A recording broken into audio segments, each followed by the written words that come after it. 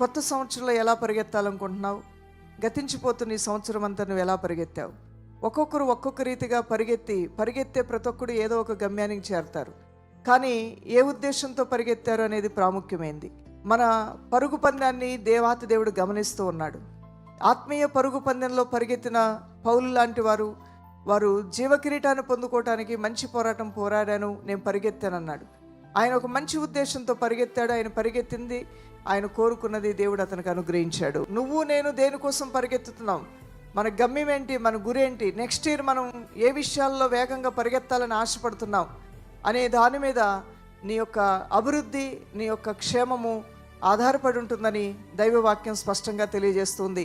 2 Timothy రాసిన పత్రిక 4:10 దేమా ఇహలోకమును స్నేహించి నన్ను విడిచి దెస్సలోనికుకు వెళ్ళెను, క్రెస్కే గలతీయులకును తీతు దల్మేతికును వెళ్ళిరి.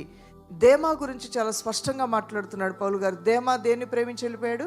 ఇహలోకాన్ని స్నేహించి దేవుణ్ణి విడిచి వెళ్ళిపోయాడు, సేవకుని విడిచి వెళ్ళిపోయాడు, మరలా లోకంలోకి వెళ్ళిపోయాడు. ఎందుకు విడిచి వెళ్లాల్సి వచ్చింది? లోకాన్ని ప్రేమించాడు కాబట్టి దేవుని ప్రేమకి, దైవ కార్యాలకు, దైవ సాన్నిహిత్యానికి ఆటోమేటిక్గా దూరం అయిపోయాడు.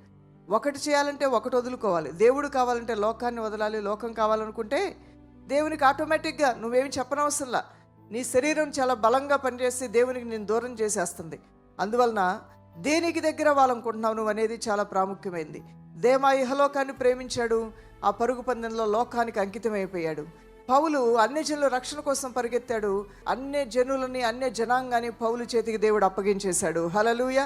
ఈరోజు నువ్వు దేనికోసం పరిగెత్తుతావో అది నీ చేతిలోకి రాబోతుంది కాబట్టి మేలైన వాటి కోసమే నువ్వు పరిగెత్తే కృపని దేవుడు నీకు దయచేయను గాక.